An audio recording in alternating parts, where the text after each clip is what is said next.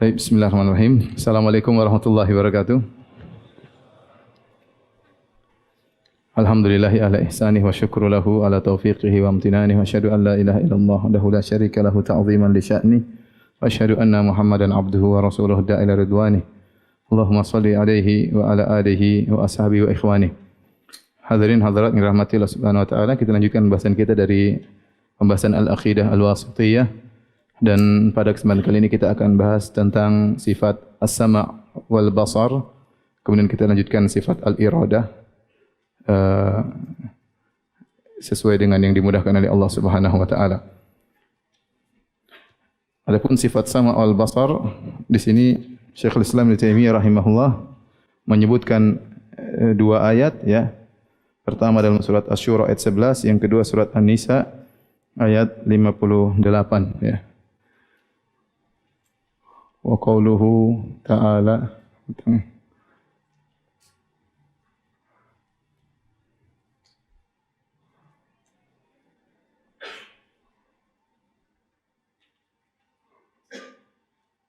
al-basar, melihat ya.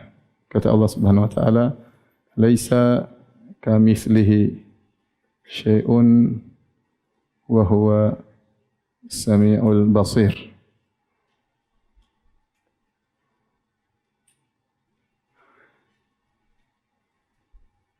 Taib. Ayat ini kata Allah Subhanahu wa taala, tidak ada sesuatu pun yang serupa dengannya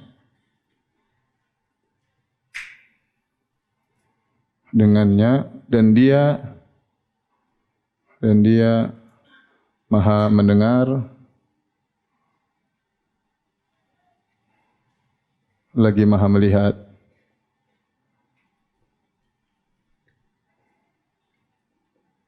Perhatikan di sini ayat ini membantah orang-orang penolak sifat dan juga yang menyamakan sifat-sifat Allah dengan sifat manusia.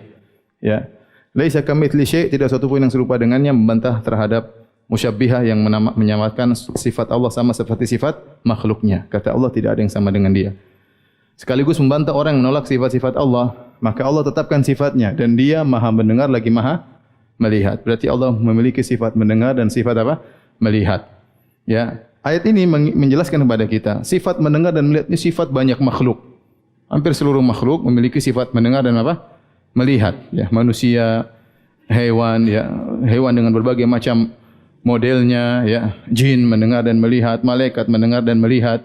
Ini sifat yang dimiliki oleh Allah dan juga dimiliki oleh makhluknya. Tetapi Allah kasih muqaddimah. Jangan sampai kalian menyangka sifat Allah mendengar dan melihat sama seperti makhluk. Makanya Allah kasih muqaddimah, tidak ada sesuatu pun yang serupa dengannya. Maka ayat ini memberikan beberapa faedah, ya. Faedah-faedah ayat ini, ya.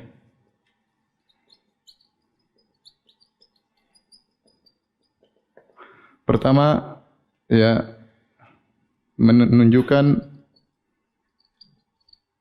sifat Allah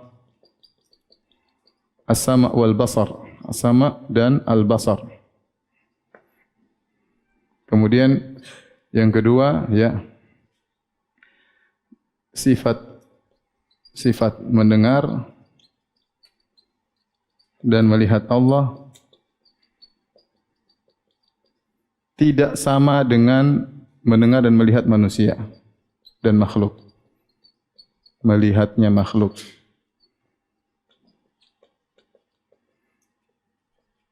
Coba kita bandingkan, ya.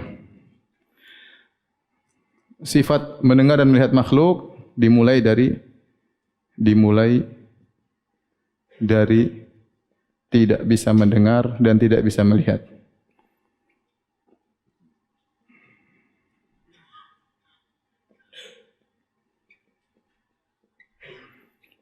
Setelah itu bisa melihat dan mendengar. Tadinya kan tidak bisa melihat. Bayi lahir tidak bisa mendengar, tidak bisa apa? Melihat. Kemudian bisa mendengar dan melihat. Kemudian bisa mendengar dan melihat. Itu pun secara bertahap, ya. Itu pun secara bertahap.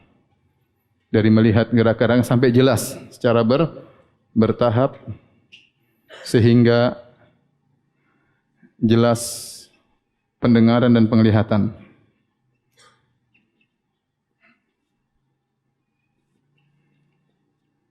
Setelah itu ya, setelah mencapai puncak akhirnya ya pendengaran penglihatan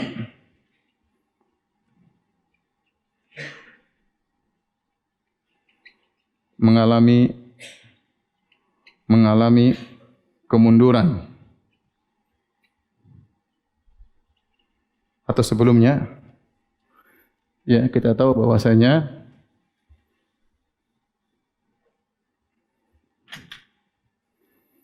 pendengaran dan penglihatan tersebut terbatas. Terbatas atau tidak? Terbatas. Saya tidak bisa melihat apa yang di balik hati antum. Saya tidak tahu. Di balik dada antum saya tidak tahu. Di balik tembok saya tidak tahu. Pendengaran saya tidak tahu apa yang orang berbicara sekilometer dari saya tidak tahu apa yang mereka bicarakan. Jadi pendengaran dan penglihatan terbatas. Itu pun akhirnya melemah. Buktinya sekarang saya pakai kacamata. Tadinya tidak. Tadinya keren enggak pakai kacamata. Sekarang tambah keren. Kemudian pendengaran tadinya dengar dengan baik, sekarang mulai berkurang. Seperti manusia semakin tua semakin kurang apa? Pendengaran, ya. Bahkan sebagian ya hilang pendengaran dan sebagian hilang penglihatan.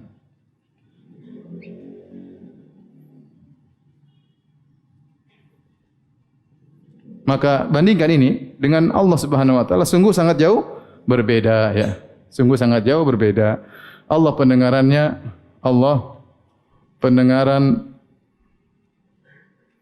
dan penglihatan azali. Ya, langsung dari sejak azalinya sudah bisa mendengar dan bisa apa? Melihat. Kemudian tanpa batas. Ya, tanpa batas mendengar apapun dan melihat apapun. Ya, kata Aisyah, subhanalladzi wasi'a sam'uhu kullal aswat. Maha suci Allah yang pendengarannya meliputi seluruh suara. Ya, Allah mendengar, sebenarnya Allah melihat segala sesuatu ya, yang tersembunyi, semuanya alimul ghaibi wasyahada. Allah mengetahui yang gaib dan yang nampak semuanya Allah lihat, dari ujung langit sampai ujung dasar bumi pun dilihat oleh Allah Subhanahu wa taala ya. Jadi tentunya ya kita tahu tatkala kita menetapkan sifat mendengar dan melihat Allah tidak sama dengan mendengar dan melihatnya makhluk. Kemudian faedah berikutnya ya, penetapan kaidah al-qadrul al-mustarak.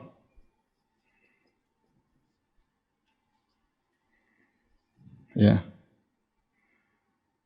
Al-qadrul mustarak yaitu kadar yang sama ya antara dua hal tidak melazimkan kesamaan dua hal tersebut. Maksud saya begini, ya sama seperti sifat yang lain. Allah memiliki ilmu, kita memiliki ilmu, paham? Ada kadar musyarak, yaitu hal yang sama antara kita dengan Allah. Sama-sama punya apa? Ilmu. Tetapi apakah ilmu kita sama ilmu Allah? Tentunya tidak. Semua sifat seperti itu. Allah melihat dan mendengar. Kita melihat mendengar atau tidak? Melihat. Kita mendengar ya. Tapi tentu pendengaran Allah tidak sama dengan pendengaran kita. Penglihatan Allah tidak sama dengan penglihatan kita. Jadi menetapkan al-qadar musyarak, kadar yang sama antara dua hal, tidak melazimkan apa? Kesamaan dalam segala hal. Dalam segala hal.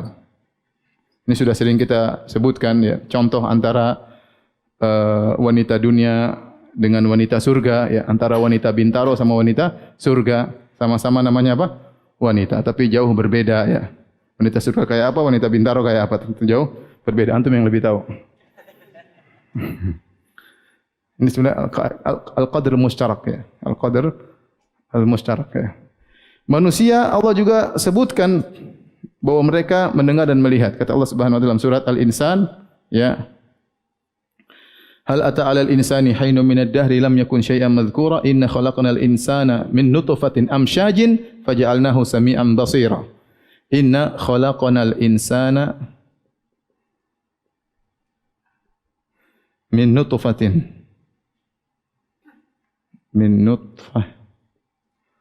amsyajin faja'alnahu sami'an basira. Kami menciptakan manusia dari nutfah yang campur-campuran antara setetes air yang bercampur antara air mani dengan ovum wanita. Kami jadikan setelah itu manusia tersebut tetes air mani yang bercampur dengan ovum tadi sami'an apa? Basira. Berarti manusia mendengar dan melihat atau tidak? Iya, Allah yang mengatakan manusia mendengar dan melihat. Allah menjadikan mereka mendengar dan melihat. Namun Allah di sini mengatakan Allah Maha mendengar, Maha melihat. Oleh karenanya, sering kalau kita terjemahkan, kita pakai Maha. Maha mendengar, Maha melihat. Untuk membedakan dengan mendengar dan melihatnya apa? Manusia yang penuh dengan keterbatasan. Dari tidak ada, kemudian mendengar dan melihat. Secara bertahap, kemudian sampai pada puncaknya. Kemudian mulai mengendor, itu pun terbatas. Dan mungkin bisa hilang pendengaran dan penglihatan tersebut. Maka sungguh beda antara Allah dengan makhluknya. Baik, kita lanjutkan ayat yang kedua. Wa qauluhu ta'ala, ya.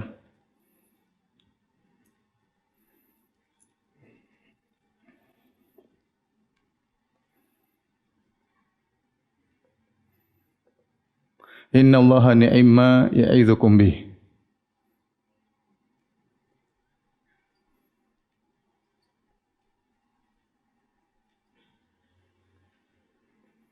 Inna Allaha kana sami'an basira.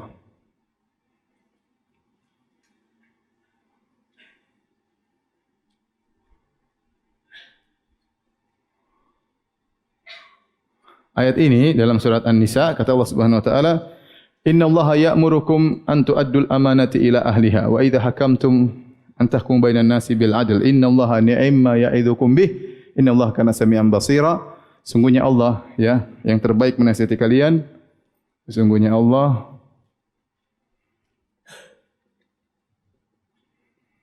yang terbaik menasihati kalian.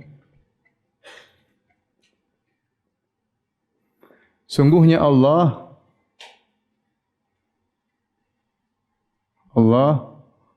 mendengar dan melihat. Baik.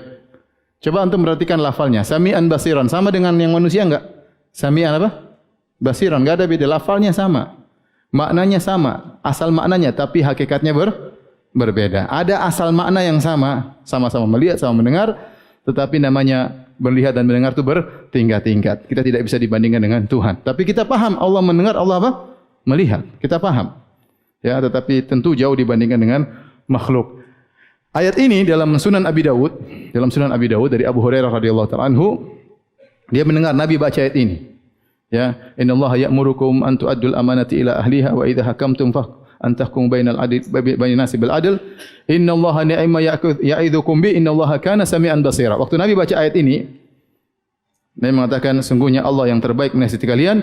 Innallaha kana sami'an basira. Maka Abu Hurairah berkata, "Fara'aitun Nabiy sallallahu alaihi wasallam yadha'u ibhamahu ala udhunihi wallati taliha ala ainihi." Aku melihat Nabi waktu baca ayat itu, maka Nabi meletakkan jari jempolnya di telinganya dan jari telunjuknya di matanya. Nabi mengatakan, "Innallaha kana sami'an basira." Sungguhnya Allah Maha mendengar lagi Maha melihat. Apa maksud Nabi mengatakan demikian?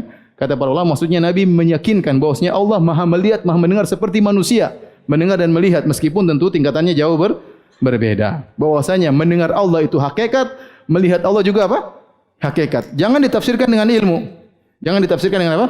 Ilmu. Seandainya mendengar dan melihat ditafsirkan dengan ilmu sebagaimana perlakuan orang-orang Asy'ariyah, maka Nabi akan berkata, "Innallaha kana sami'an basira." Sungguhnya Allah Maha mendengar lagi Maha melihat, karena ilmu tempatnya di mana?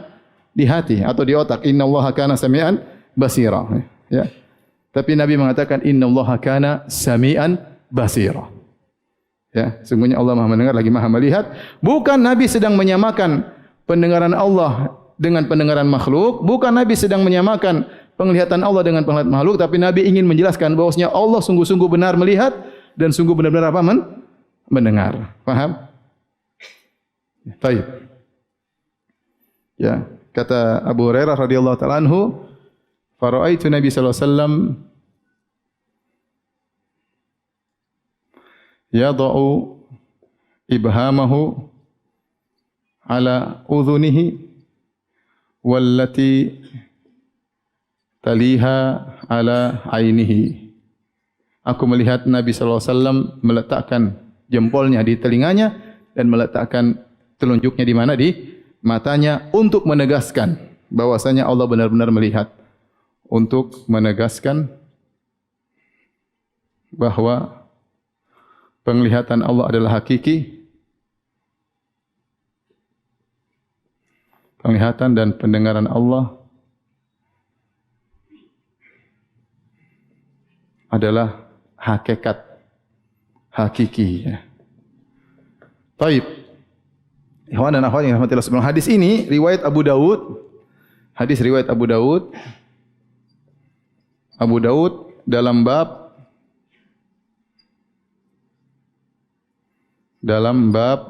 babun fil Jahmiyah. Bab tentang Jahmiyah, yaitu Abu Daud meriwayatkan hadis ini untuk membantah orang-orang apa? Jahmiyah. Karena orang Jahmiyah baca hadis ini dia bingung ya. Gimana Nabi bikin begini? Ya, padahal mereka menolak mendengar, menolak apa? Melihat ya, dan dikatakan oleh Ibnu Hajar sanaduhu qawi. Sanadnya kuat. Kuat kata Ibnu Hajar, Ini sesuai dengan akidah Ahlussunnah wal Jamaah.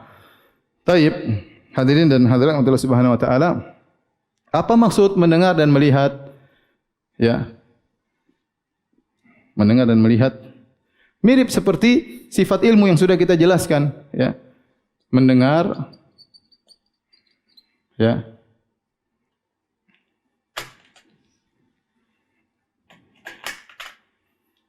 Ya. Mendengar, melihat.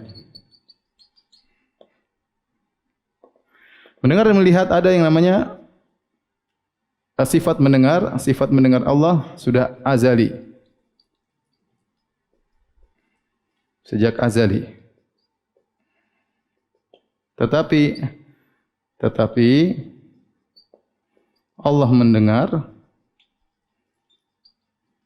jika ada makhluk yang suara yang didengar.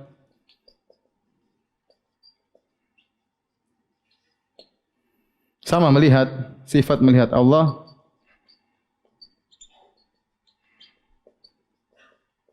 sejak azali. Ya. Tetapi Allah melihat makhluk. Allah tentu melihat dirinya ya, tapi Allah melihat makhluk tatkala makhluk ada.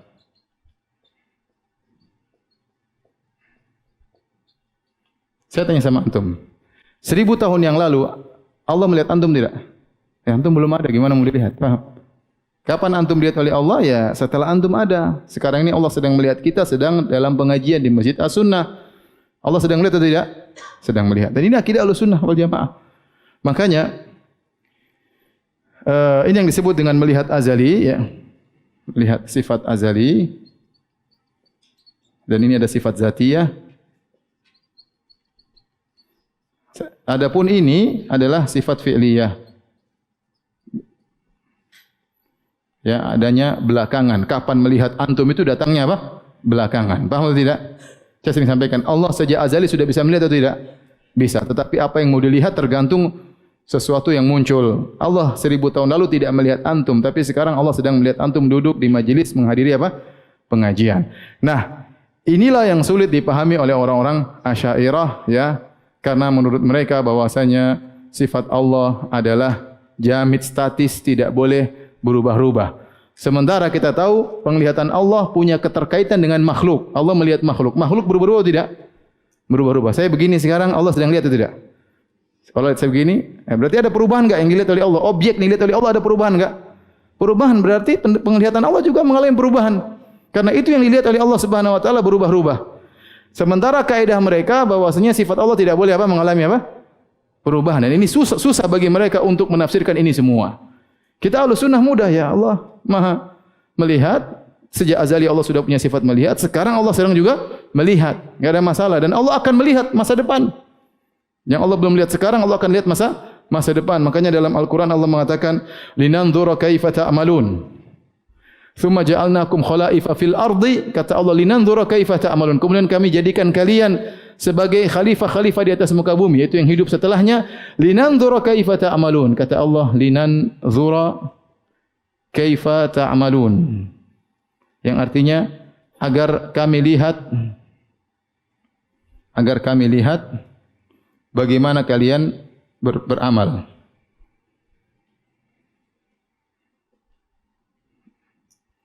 Ini penglihatan yang masa depan, ya atau tidak? Penglihatan masa depan. Kami ciptakan kalian di atas muka bumi agar kami melihat. Berarti sekarang belum terlihat apa yang terjadi di masa depan. Ya Allah tahu apa yang terjadi, tapi objeknya belum ada. Faham? Linanzura kaifa ta'malun, agar kami lihat apa yang kalian kerjakan di masa depan. Agar kami melihat, berarti belum ada, ya. Seperti firman Allah juga Subhanahu wa taala, wa qul i'malu fasayarallahu amalakum. Wa qul i'malu. Wa qul i'malu fasayarallahu amalakum wa rasuluhu wal mu'minun, dan seterusnya. Kata Allah Subhanahu wa taala, beramalah kalian maka Allah akan melihat amal kalian, ya. Ayo beramal, Allah akan melihat amal kalian. Berarti penglihatan di masa depan atau tidak? Masa depan. Yang tadinya belum ada kemudian ada, dan itu tidak ada masalah bagi Ahlus Sunnah.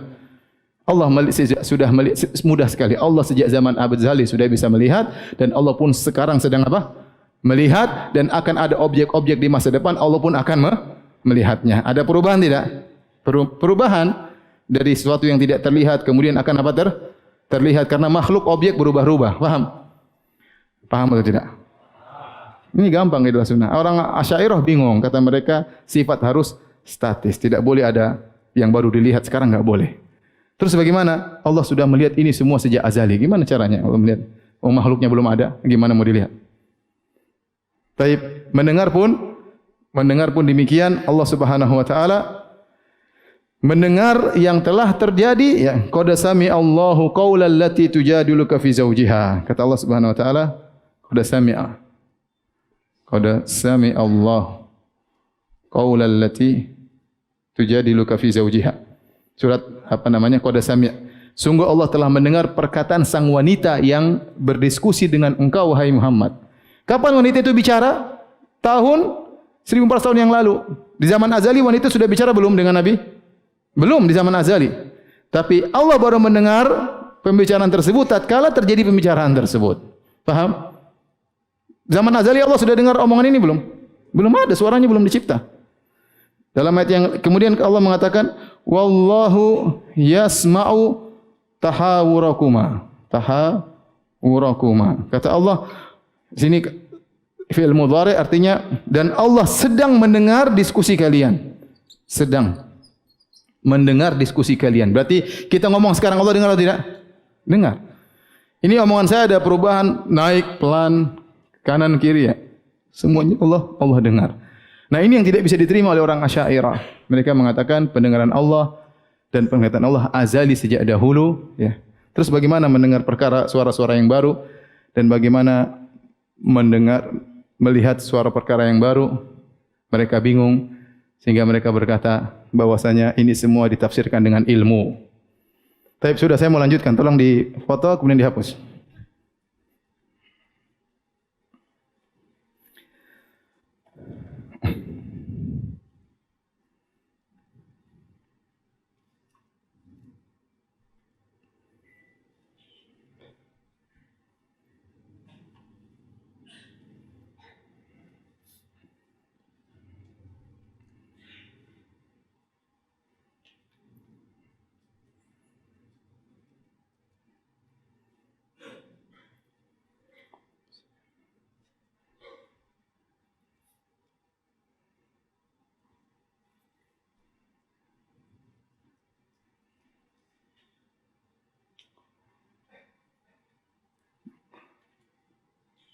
Taib dia hapus.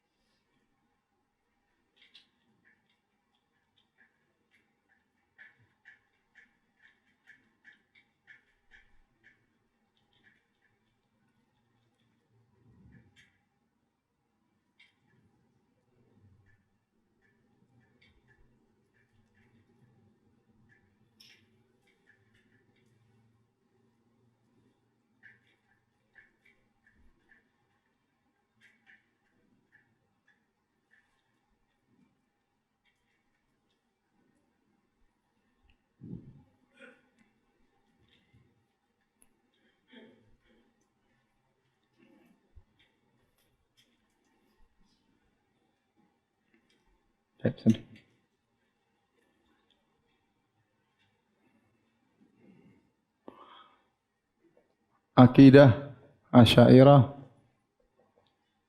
tentang as-sama' wal basar. Ini sudah pernah kita singgung tapi tidak apa saya ulangi lagi ya.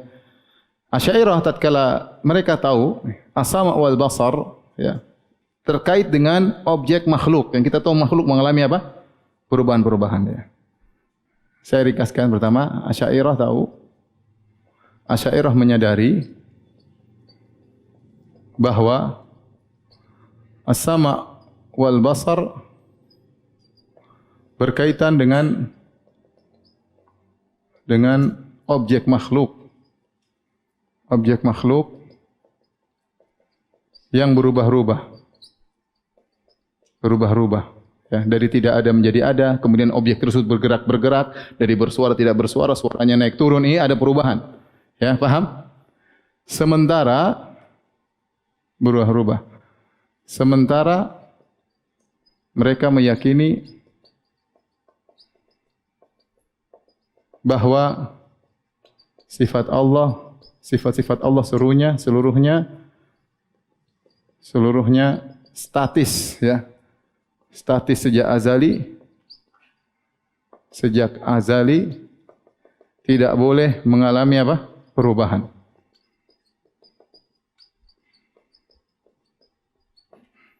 Karenanya mereka ya atau sebagian mereka karenanya mereka menafsirkan as-sama' dan al-basar dengan ilmu yang menurut mereka tidak pernah berubah.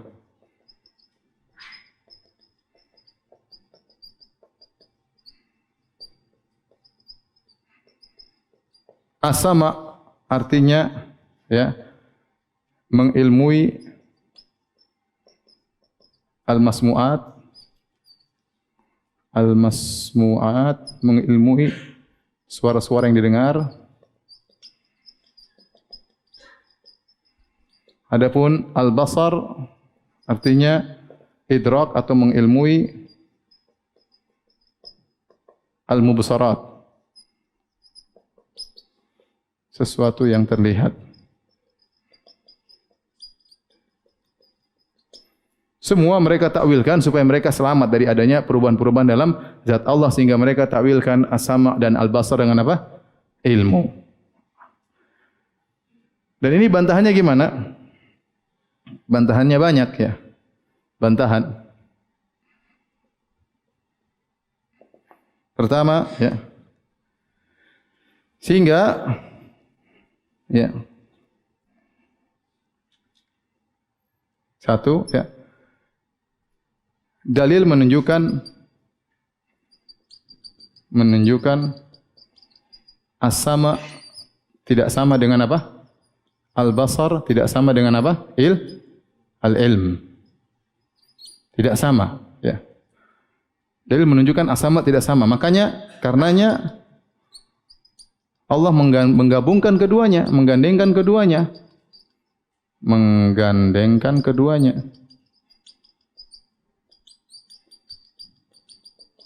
Kalau sama ngapain digandengkan? Ngapain digandengkan?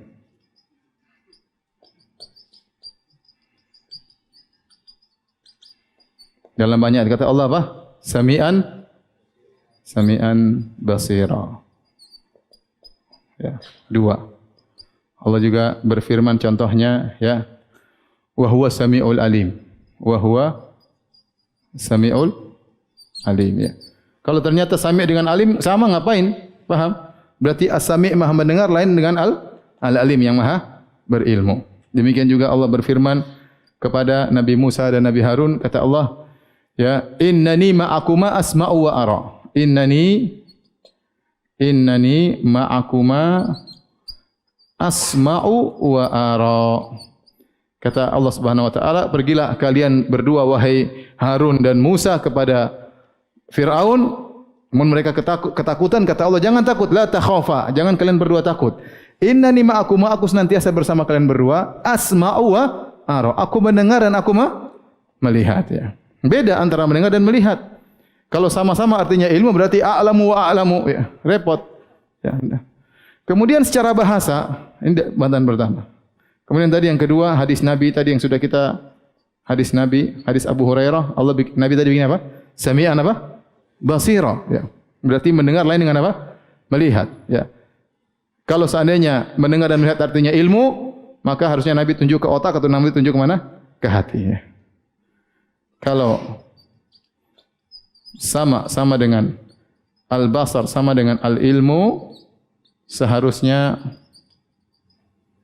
Nabi menunjuk ke hati atau ke otak. Ke hati atau ke otak. Ya. Bantahan berikutnya, 3, secara bahasa apapun, tidak ada yang menyatakan mendengar sama dengan ilmu. Melihat sama dengan ilmu, tidak ada. Dalam bahasa apapun. Mereka menyelisih kaidah bahasa. Ya. Kemudian yang keempat, mereka menyelisih akal sehat. Sehat sehingga mereka berkata, innallaha yasma'u al-mubsarat wa yubsir al-masmu'at. Ini perkataan mereka bahwasanya Allah melihat suara dan mendengar apa? Pemandangan yang indah.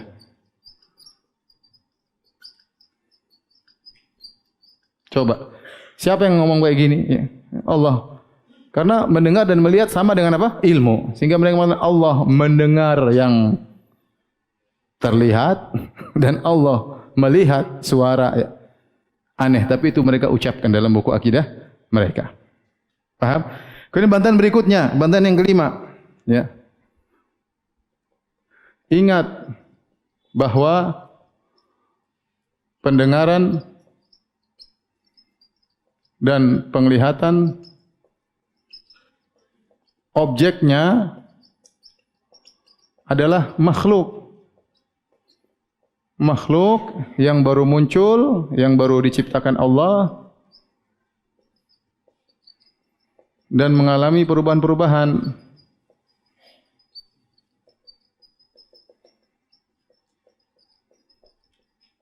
Coba, seandainya kata mereka Allah mendengar sejak azali.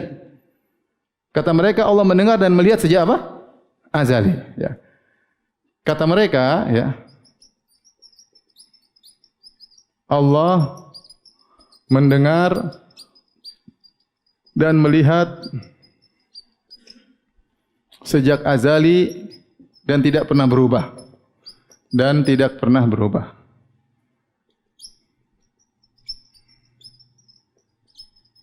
Baik. Kita bilang sama mereka, pertanyaan.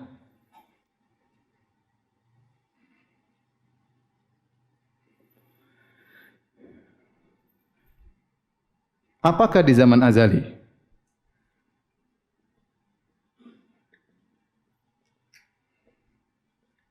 Allah sudah melihat kita?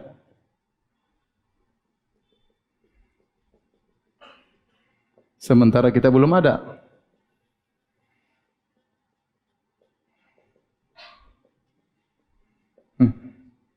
Apakah? Coba. Zaman azali Allah sudah. Sekarang ini saya sedang gini. Allah sudah lihat saya begini di zaman azali? Jawabannya enggak lah. Cuma ada dua kemungkinan. Kemungkinan yang terlihat juga azali bersama Allah, ya. Atau Allah sedang melihat sesuatu yang tidak terlihat. Ya. Antum tidak paham ya? Mereka kan bilang Allah mendengar tidak bisa berubah-ubah. Melihat juga tidak bisa berubah. Allah sedang melihat kita ini sejak zaman azali. Allah sudah melihat. Ini tidak logis. Coba. Berarti kalau Allah sedang melihat kita sejak zaman azali, berarti kita juga azali karena sedang dilihat oleh apa? Allah. Ya. Kemudian yang kedua, Atau kemungkinan kedua, bahwasanya Allah disifati sedang melihat kita sementara sesuatu tersebut tidak ada yang terlihat. Ini juga tidak logis ya. Maka cuma ada dua kemungkinan ya.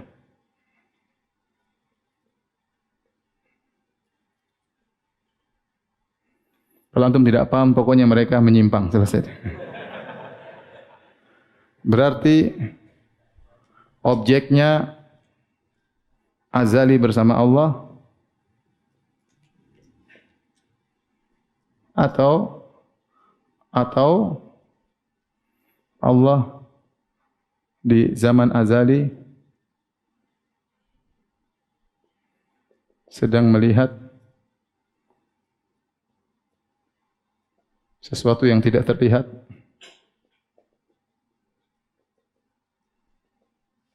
dan sedang mendengar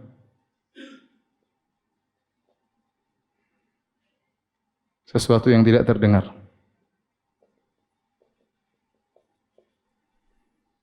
Baik, ikhwan, saya rasa sampai sini cukup. Yang paham silakan paham, yang enggak paham ya sudahlah.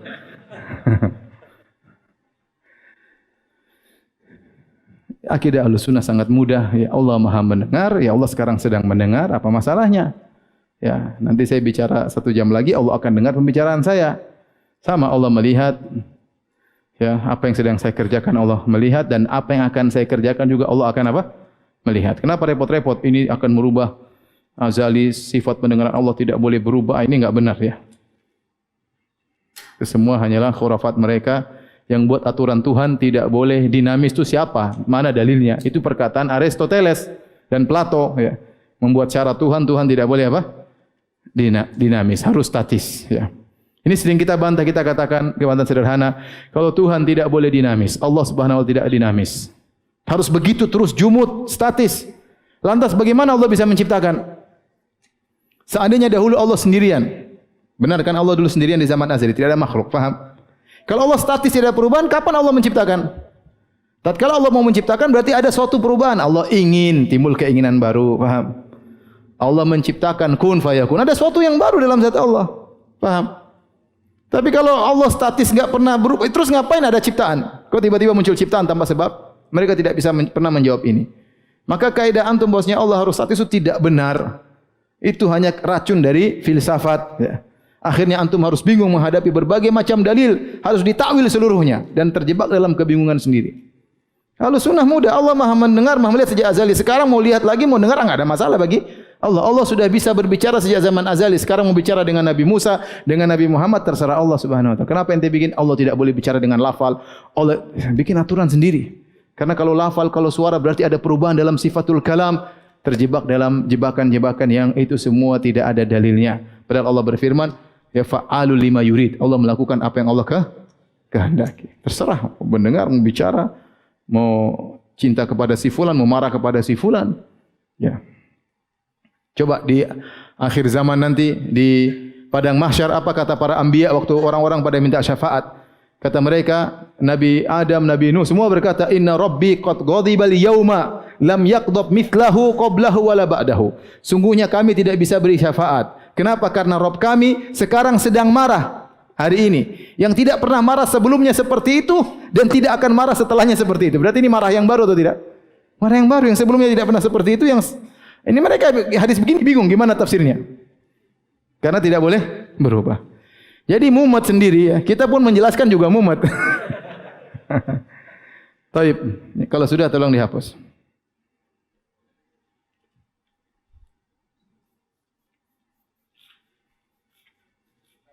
Ya. Bentar.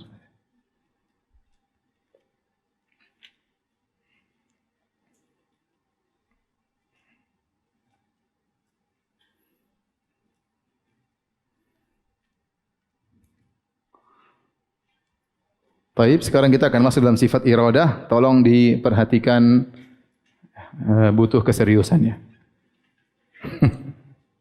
Sebenarnya akidah itu gampang ya ikhwan. Yang bikin susah itu mereka ini ya. Akhirnya kita harus bikin teori untuk bantah, untuk jelaskan yang benar seperti apa. Sebenarnya akidah Islam itu mudah.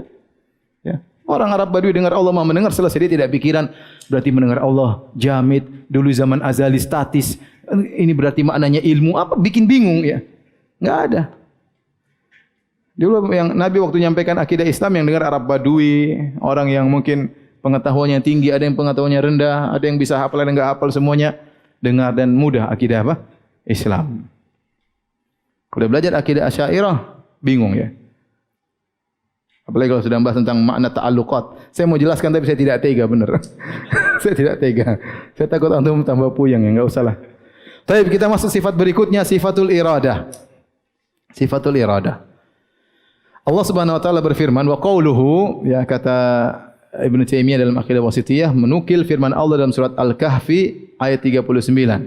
Kata Allah, walaula idz dakhalta jannataka qulta ma syaa Allahu la quwwata illa billah. Dan kalau bukan engkau tatkala masuk kebunmu engkau berkata ma syaa Allahu la quwwata illa billah, ya. Jadi kalau masuk lihat kebun yang indah, ucapkanlah apa? Masya Allahu la quwwata illa billah. Karena kehendak Allah tidak ada kekuatan dan upaya kecuali dengan apa? Allah Subhanahu wa taala. Di sini Masya Allah, ayat ini sebagian ulama mengambil faedah bahwasanya seorang tatkala takjub dengan sesuatu maka hendaknya dia mengucapkan Masya Allahu la quwwata illa billah dalam rangka untuk mencegah dari ain, ya. Ya, dalam hadis yang lain Nabi suruh mendoakan keberkahan, ya. Halla barakta, kenapa kau tidak mendoakan keberkahan baginya? Kita mengatakan barakallah fi hadhil jannah, semoga Allah memberkahi kebun ini misalnya. Barakallahu fiik, semoga Masya Allah, tabarakallah, itu kata-kata yang untuk menghilangkan ain. Masya Allah, tabarakallah, Allah ibarik fiik, semoga Allah memberkahi engkau. Ya, dan jadi tatkala kita takjub kita mengucapkan apa? Memuji siapa? Allah. Faedahnya dua. Pertama, kita tidak ditimpa dengan penyakit ujub. Yang kedua, apa yang kita lihat tersebut tidak terkena ain, tidak terkena apa? Ain. Karena al-ain hak. Maksudnya ain itu benar adanya. Betapa banyak kematian, betapa banyak penyakit, betapa banyak kerusakan diakibatkan ain.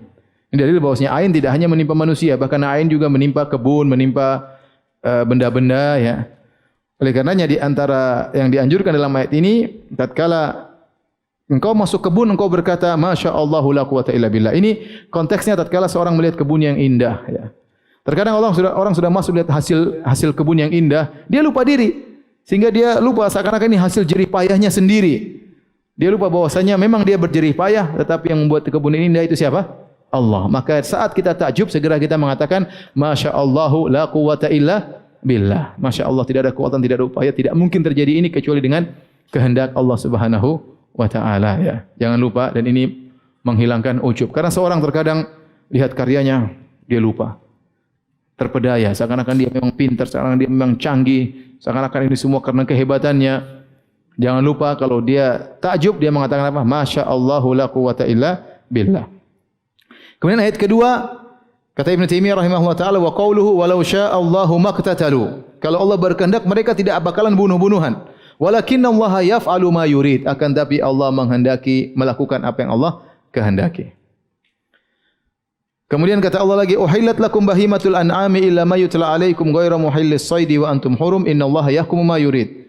Wahai orang beriman, dihalalkan bagi kalian binatang-binatang ternak kecuali apa yang diharamkan yang dibacakan kepada kalian tanpa kalian menghalalkan buruan sementara kalian sedang ihram. Kalau ihram tidak boleh berburu. Kemudian di akhir ayat kata Allah, innallaha yahkumu ma yurid. Allah berhukum dengan apa yang Allah kehendaki. Lihat, kehendak.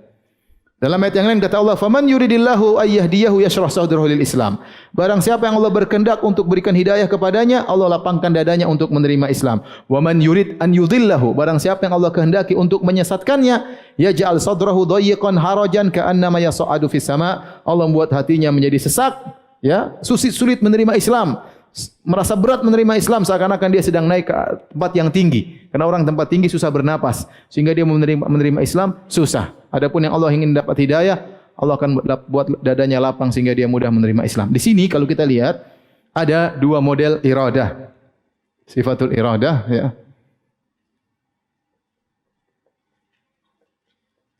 Kehendak. Ya. Sifat kehendak ada dua. Saya jelaskan dulu lebih sederhana. Al-iradah al-kauniyah, al-iradah asy-syar'iyyah. Al-iradah syar'iyyah. Iradah syar'iyyah, iradah syar'iyyah iradah kauniyah.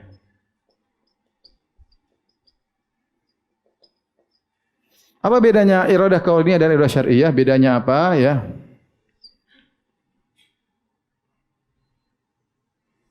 Perbedaannya ya pertama ya. Iradah syar'iyah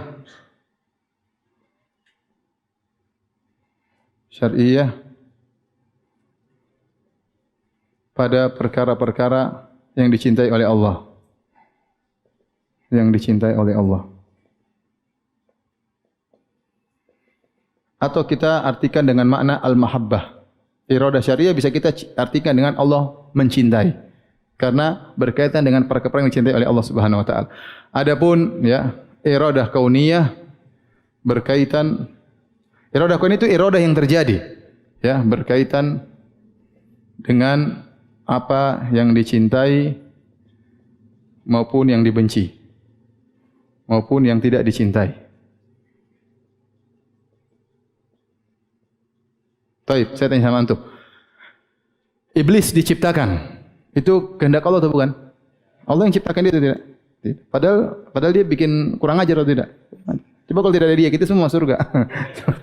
Berarti Allah menghendaki menciptakan dia padahal dia perkara yang dibenci oleh Allah. Itu namanya kehendak kauniyah, itu kehendak kejadian. Terkadang ada yang Allah sukai, terkadang ada yang Allah tidak sukai. Ya, paham? Adapun iradah syar'iyah itu secara syar'i mahabbah. Allah hanya menghendaki yang Allah cintai. Seperti menghendaki semua orang beriman, menghendaki Abu Jahal beriman, ya, menghendaki Abu Lahab beriman. Ya. Makanya Allah kirim Nabi Muhammad untuk mendakwahi mereka. Allah kirim Musa untuk mendakwahi Fir'aun. Kata Allah, la'allahu yatadzakkaru aw yakhsha. Siapa tahu Fir'aun sadar dan takut. Kenyataannya dia tidak beriman. Ya. Kemudian yang kedua, di antara sifat iradah syariah, yaitu tidak mesti terjadi. Banyak yang tidak terjadi. Contohnya apa? Allah menghendaki seluruh orang salat atau tidak? Allah suruh wa aqimus shalah, dirikan salat. Ternyata banyak yang tidak apa? Salat. Wa atuz zakat, dirikan zakat. Ternyata banyak yang tidak bayar zakat. Menunjukkan tidak semua yang Allah cintai itu terjadi. Jadi tidak mesti terjadi. Adapun iradah kauniyah pasti terjadi. Maka disebut dengan al-masyiah. Al-masyiah, ya. Kalau ini namanya al-mahabbah. Pasti terjadi. Kemudian yang ketiga, perbedaan yang mendasar juga bahwasanya iradah syar'iyah dikehendaki secara zatnya. Dikehendaki secara zatnya. Adapun iradah kauniyah dikehendaki karena yang lainnya. Ini poin yang paling penting, ya. Ya. Coba tadi ya. Dikehendaki secara zatnya, orang salat Allah suka atau tidak? Allah suka secara zatnya orang apa? Salat. Ya, memang dikehendaki oleh Allah. Adapun dikehendaki karena lainnya, contohnya orang berdosa, itu atas kehendak Allah tidak? Semua yang terjadi atas kehendak Allah. Tetapi terkadang Allah membuat orang berdosa karena ada yang lainnya Allah inginkan. Dalam hadis kata Nabi SAW, laulam tuznibu, kalau kalian tidak berdosa, la dhahaballahu bikum, kalian Allah akan dibinasakan oleh Allah. Tsumma ya'ti biqaumin, kemudian Allah datangkan suatu kaum yuznibun, mereka berdosa, fayastaghfirullah, dan lantas mereka beristighfar kepada Allah. Dengannya Allah menghendaki terjadinya dosa, ada faedah-faedah hikmah di balik itu. Di antaranya manusia akan melakukan taubat. Di antaranya mereka akan menangis di hadapan Allah Subhanahu wa taala dan seterusnya. Berarti terciptanya maksiat itu ada kehendak di balik itu. Faham atau tidak? Contoh, Allah ciptakan iblis. Iblis buruk atau tidak? Allah tidak ingin iblisnya, tapi di balik iblis itu ada manfaat-manfaat yang Allah kehendaki. Contohnya dengan adanya iblis maka ada surga dan neraka. Allah bisa menunjukkan dua hal yang sangat kontradiktif. Allah bisa ciptakan surga, Allah ciptakan neraka. Allah bisa menunjukkan ada hambanya yang luar biasa berdakwah. Nabi Muhammad SAW. Kalau enggak ada iblis, Nabi tidak perlu berdakwah. Allah akan tunjukkan ada hamba-hamba yang soleh yang berjuang, berjihad, rela mengorbankan jiwanya dan raganya dan hartanya untuk Allah Subhanahu wa taala. Semua itu gara-gara ada iblis, itu tidak? Kalau enggak ada iblis, semua cerita selesai. Paham? Jadi, Allah memunculkan sesuatu yang buruk karena ada kehendak di balik itu. Seperti firman Allah, "Zaharal fasadu fil barri wal bahri bima kasabat aydin nas liyudhiqahum ba'dalladzi amilu la'allahum yarji'un." Telah nampak kerusakan dan di daratan maupun di lautan. Padahal Allah benci dengan kerusakan. Innallaha la yuhibbul fasad. Wallahu la yuhibbul fasad. Allah tidak suka dengan kerusakan. Tapi Allah ciptakan kerusakan tersebut di daratan dan di lautan. Buat apa? Liyudhiqahum ba'dalladzi amilu, agar mereka merasakan sebagian ulah perbuatan mereka, la'allahum yarji'un, agar mereka semoga sadar. Allah ciptakan yang Allah tidak sukai dengan tujuan di balik itu supaya sadar. Sederhananya, antum jewer anak antum nangis-nangis, bukan antum suka jewernya, supaya dia sadar. Dokter misalnya amputasi, bukan motong kaki itu enggak bagus, tapi di balik ini ada manfaat. Itu namanya menghendaki karena yang lainnya. Dia tidak disukai pada zatnya. Sampai sini paham atau tidak? Oleh karenanya antum harus paham, karena kelompok yang lain seperti Qadariyah dan Jabariyah, mereka tidak memahami iradah ada dua. Mereka selalu memahami iradah cuma satu. Nanti akan kita jelaskan. Iradah cuma satu, yaitu pasti dicintai oleh Allah Subhanahu wa taala, karena mereka tidak bisa berfikir bagaimana Allah menghendaki sesuatu yang Allah tidak cintai. Mereka tidak bisa berfikir demikian. Kita bilang Allah bisa menghendaki sesuatu yang Allah tidak cintai karena ada sesuatu yang lain yang Allah cintai. Paham? Allah menghendaki sesuatu yang buruk terjadi karena ada sesuatu di balik itu yang Allah cintai. Antum bisa paham tidak? Ya, antum ingatlah jewer anak ente kenapa? Ya, apakah telingaku diciptakan untuk dijewer ayah? Ya bukan. Kamu saya jewer supaya kamu tidak nakal. Paham? Jewer pun Nabi saya tidak suka saya jewer kamu, tapi kalau kamu tidak dijewer nanti kamu bakalan terus apa? Nakal. Paham? Jadi kita menjewer, kita tidak suka menjewer, kadang kita sakit hati menjewer anak kita, kadang kita sedih, tapi harus dijewer. Paham? Seperti itu kira-kira. Ya. Baik, makanya datang ayat-ayat menunjukkan Allah menghendaki sesuatu yang buruk. Contoh. Tadi yang Ibnu Taimiyah sebutkan contohnya, ya. Walau sya'allahu maqtatalu. Walakinna Allah yaf'alu ma yurid. Yaf'alu ma yurid. Kalau bukan kehendak Allah tentu mereka tidak bakalan bunuh-bunuhan. Tetapi Allah melakukan apa yang Allah kehendaki, yaitu Allah takdirkan mereka perang-perangan. Terjadinya perang-perangan di antara mereka. Kehendak Allah itu bukan? Kehendak Allah. Semua di alam semesta ini enggak ada yang keluar dari kehendak Allah. Karena Tuhan cuma siapa? Allah Subhanahu wa taala. Contoh lagi tadi, wa man yuridillahu an yudhillahu. Wa man yuridillahu an yudhillahu. Barang siapa yang Allah ingin menyesatkannya. Tersesatnya orang itu kehendak Allah atau bukan? Kehendak Allah. Sering pengajian kita bilang, "May yahdillahu fala mudhillalah." Barang siapa yang Allah beri hidayah, tidak ada yang bisa menyesatkannya. Wa may yudlil, barang siapa yang Allah sesatkan, fala hadiyalah. Tidak ada yang bisa beri petunjuk kepadanya. Terjadinya kesesatan, terjadinya bunuh-bunuhan, semua atas kehendak Allah Subhanahu wa taala, ya. Walau sya'allahu lahadan nasa jami'an. Kalau Allah berkehendak semua manusia akan dapat hidayah, tapi Allah tidak kasih. Paham? Kenapa? Karena ada hikmah di balik adanya kekufuran. Gampangannya antum sederhana, Allah ciptakan iblis itu super buruk, ya. Tapi di balik iblis ada hikmah-hikmah yang terkadang kita tahu dan terkadang tidak kita ketahui. Tapi kita harus tahu Allah terkadang menghendaki kebaikan dan terkadang Allah menghendaki apa? Keburukan. Sekarang saya ingin tanya sama antum. Azan kah? Baik, azan lah.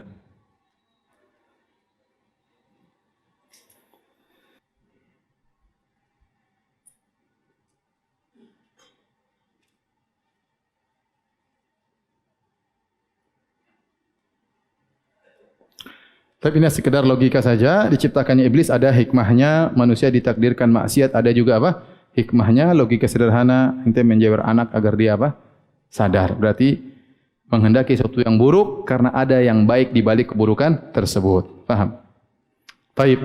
Sekarang saya tanya sama antum, Allah menghendaki orang salat, masuk mana? Syar'iyah atau kauniyah? Syar'iyah.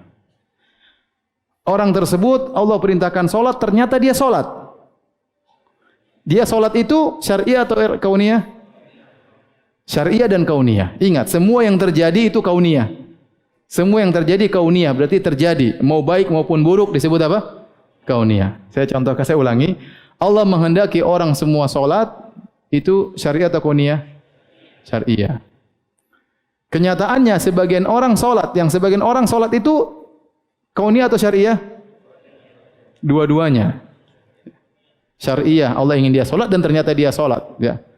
Si A dan si B, Jono dan Budi. Ya. Si Jono dan si Budi diperintahkan salat. Allah ingin mereka berdua salat. Iradah apa? Syariah. Kemudian si Jono akhirnya salat. Berarti terkumpul pada dia syariah dan kauniyah. Ternyata si Budi tidak salat. Berarti yang terjadi padanya apa? Kauniyah, syariah tidak. Paham? Karena dia tidak salat itu tidak disukai oleh Allah. Berarti terjadinya cuma apa? Kauniyah. Paham tidak? Masya Allah. Keren orang Bintaro. Taib. Sekarang saya tanya antum, apa yang terjadi pada kejadian ini? Apakah iradah syariah atau kauniyah atau dua-duanya? Tunggu dulu, saya belum tanya. Masya Allah.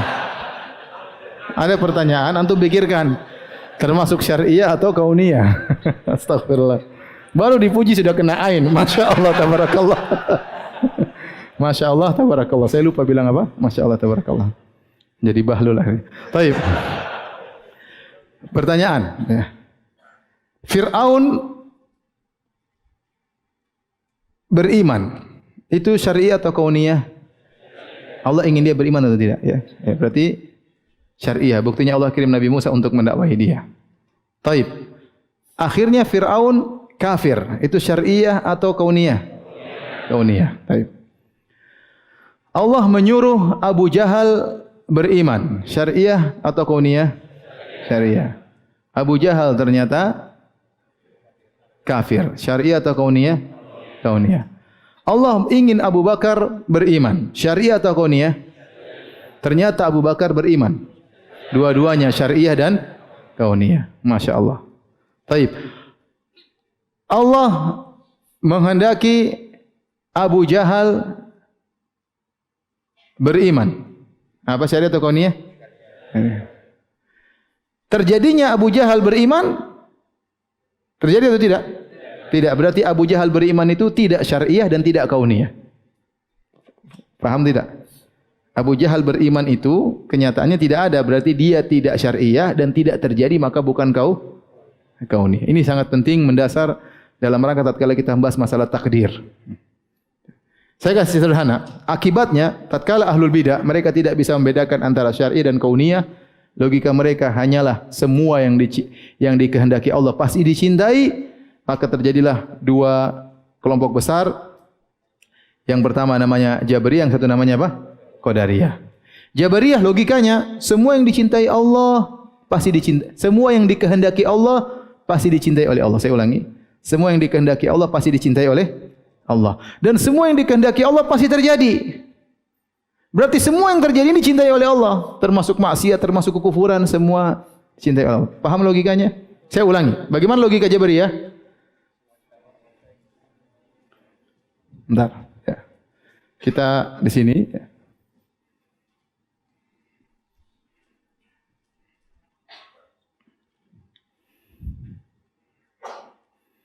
Qadariyah dan Jabariyah hanya bisa memahami bahwa kehendak Allah pasti dicintai oleh apa? Kehendak Allah pasti dicintai Allah, pasti dicintai Allah. Mereka tidak bisa berpikir Allah menghendaki sesuatu yang Allah tidak cintai. Kalau kita bisa, ya. Allah bisa menghendaki apa yang Allah tidak cintai karena ada sesuatu di balik itu. Paham ya? Taib. Kemudian mereka berpisah. Ya. Jabariyah dan Qadariyah. Perhatikan logika mereka. Jabariyah, perhatikan logikanya. Ya. Semua yang dikehendaki Allah, dicintai Allah. Semua yang terjadi di bumi pasti atas kehendak Allah. Kesimpulannya, semua maksiat dan kufur dikehendaki Allah dan dicintai apa? Cintai Allah. Paham? Ini logika apa? Jabariyah. Paham ya? Sederhana. Allah hanya bisa menghendaki apa yang Allah cintai. Dan semua yang terjadi di bawah kehendak Allah. Berarti semua yang terjadi dicintai oleh Allah. Maksiat, zina, semua dicintai oleh Allah Subhanahu wa taala. Qadariyah sama. Semua Allah hanya menghendaki yang Allah cintai. Yang Allah cintai. Sementara di bumi, di dunia ada hal-hal yang buruk. Hal-hal yang buruk. Hal-hal yang buruk tersebut pasti bukan kehendak Allah.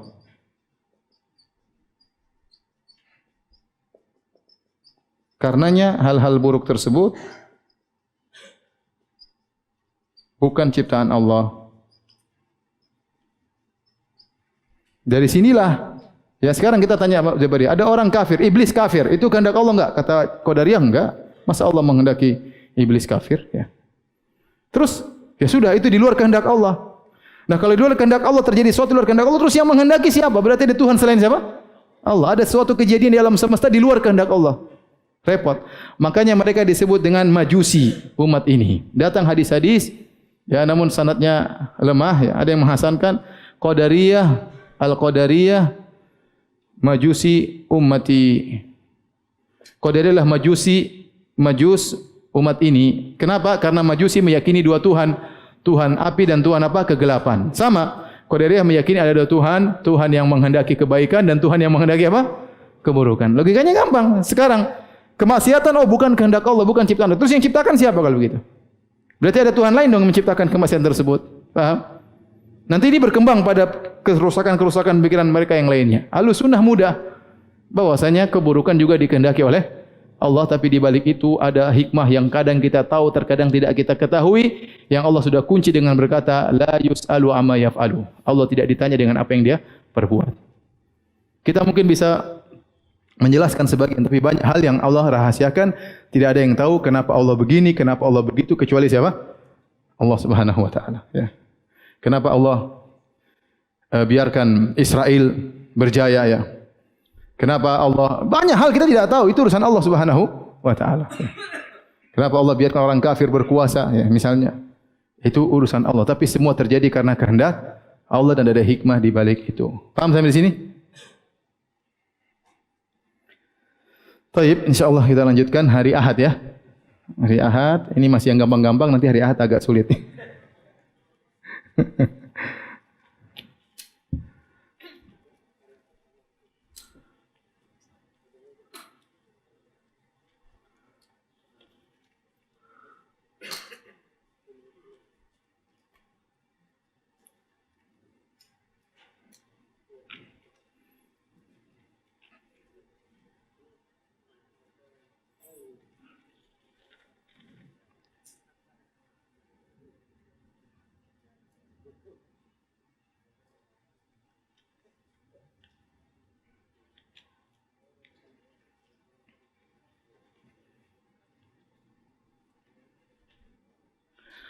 Ustadz, dalam buku Muqarrar Pelajaran Tauhid saya ditulis di sana bahwa menghukum pelajari ilmu akidah adalah fardu kifayah.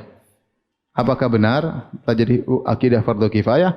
Kalau belajar akidah sampai sedetail ini kifayah, tidak wajib ain. Antum yang mudah-mudah saja, Allah Maha melihat, Maha mendengar, selesai.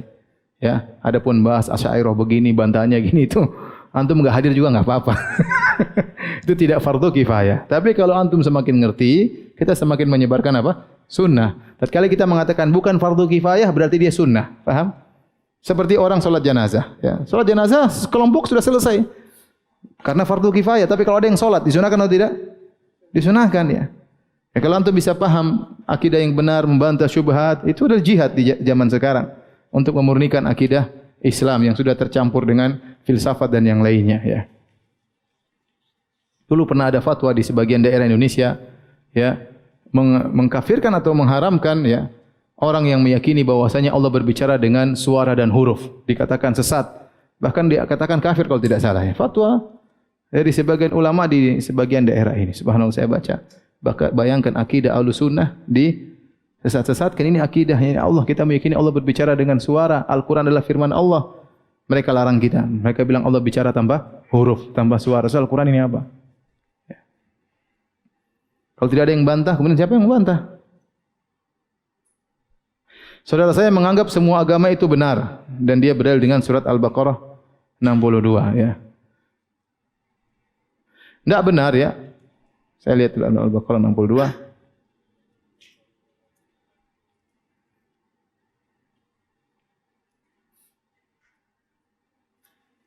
Itu sudah saya bantah di risalah saya, sedang diterjemahkan. Innal ladzina amanu wal ladzina hadu wan nasara wasabiin man amana billahi wal yawmil akhir wa amila shalihan falahum ajrun inda rabbihim wala khaufun alaihim wala hum yahzanun.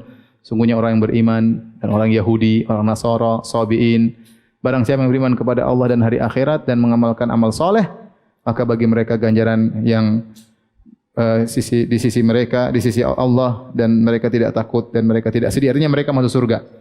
Sini Allah mengatakan orang beriman Yahudi, Nasara, Sabiin, kalau mereka beramal soleh maka mereka masuk surga. Apa maksudnya? Antum buka tafsir seluruhnya, ya. Maksudnya adalah dua. Pertama tafsiran mengatakan yaitu orang-orang Yahudi Nasrani yang dahulu beriman dengan iman yang benar, mereka pasti masuk apa? Surga. Atau orang-orang Yahudi Nasara yang akan beriman, beramal soleh, beriman kepada Nabi Muhammad, mereka akan masuk surga, ya. Bukan setiap Yahudi pasti masuk apa? Surga. Setiap Nasara pasti masuk surga, ya. Di antara iman mereka kepada Allah dan hari akhirat, mereka harus beriman kepada Nabi Muhammad sallallahu alaihi wasallam. Ini mereka nafsir sendiri, ya. Repotnya orang liberal, mereka mau nafsir sendiri. Mereka tidak peduli dengan tafsiran orang-orang terdahulu, ya. Di sini saya ingat mereka mempelintir perkataan Rashid Ridha, ya. Sebagian orang liberal mempelintir perkataan Rashid Ridha dan kemudian berdalil dengan perkataan Rashid Ridha, seakan-akan Rashid Ridha adalah seorang yang liberal, ternyata tidak benar, ya. Terlalu banyak ayat mengatakan Yahudi Nasrani di neraka. Faham? Banyak atau tidak? Banyak. Gara-gara ayat ini kemudian semua dibuang, ya enggak lah.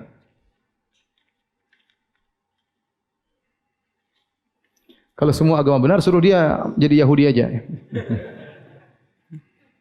Ya, Majusi, suruh jadi Majusi.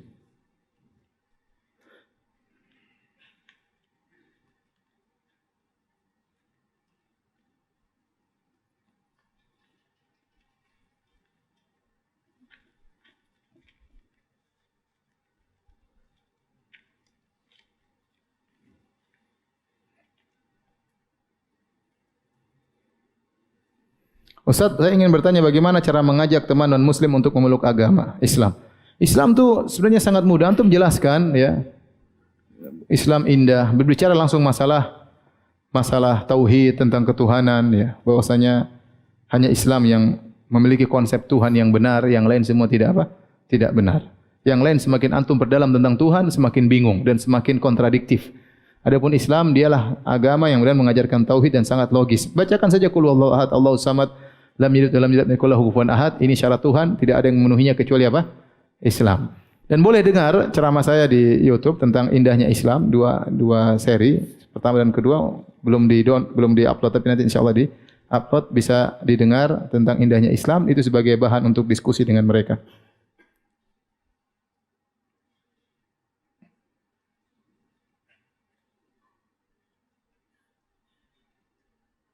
Ustaz, bagaimana hukumnya belajar di tempat yang terjadi campur baur antara ikhwan dan akhwat? Ya tentunya tidak boleh. Ya, tapi ya bagaimana lagi?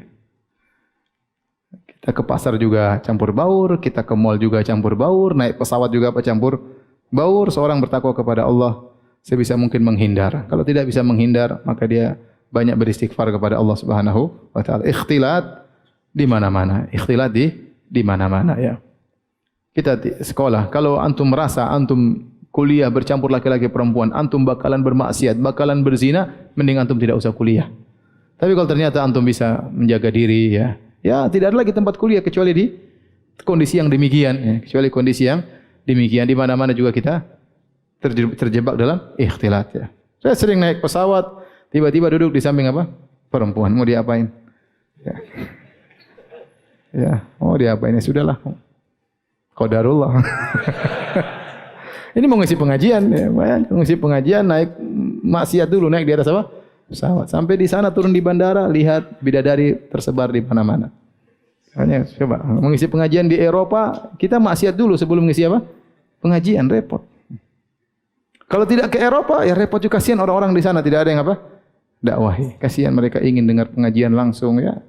Ya intinya saya katakan ya seharusnya kalau bisa menghindar itu yang terbaik. Tapi kalau tidak bisa ya kita banyak istighfar kepada Allah Subhanahu wa taala.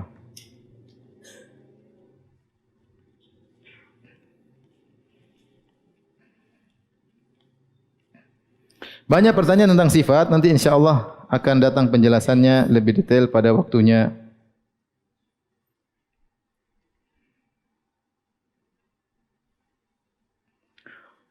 Baik, demikian saja kajian kita. Subhanakallah bihamdik asyhadu an la ilaha illa anta astaghfiruka wa atubu ilaik. Assalamualaikum warahmatullahi wabarakatuh.